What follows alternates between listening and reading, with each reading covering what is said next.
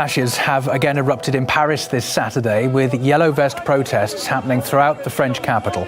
More than 23,000 people gathered in total for anti-government marches across the country.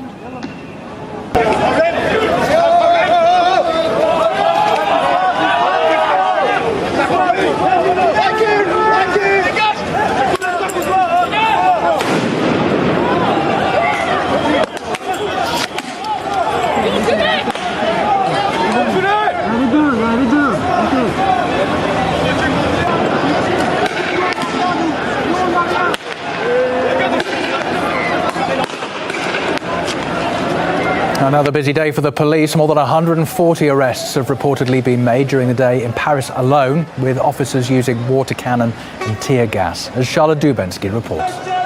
Well, chaotic scenes here just outside the Hôtel de Ville in Paris. Just take a look over here. Tear gas raining down as the protesters looked like they were trying to push towards the island where Notre Dame, the famous cathedral, is situated. They were throwing projectiles at the police, and then the police have responded with this tear gas. This is one of many clashes we've already witnessed today in Paris as the Gilets Jaunes come out for a sixth day.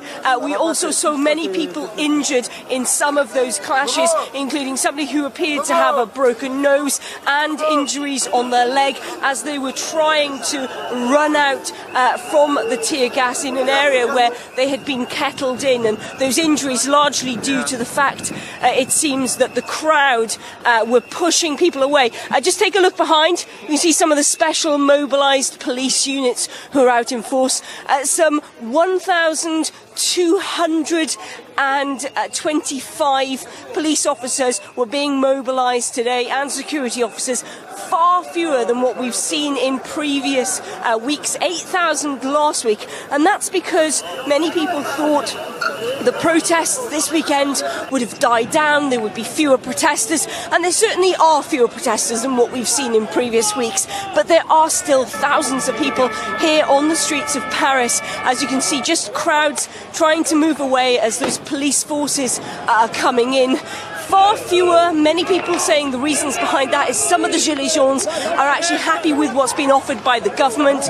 Those include an increase in 100 euros for those on a minimum salary, also no social contribution and no taxes for those who work extra hours, and of course scrapping that fuel tax in January, that hike that was due to take place, which of course was the start of these protests back in November. But many people here say it's just not enough. They're not happy with the government, and as such we're seeing people again out on the streets of Paris ready to show their own anger, their unease with the French government's current policies led by Emmanuel Macron.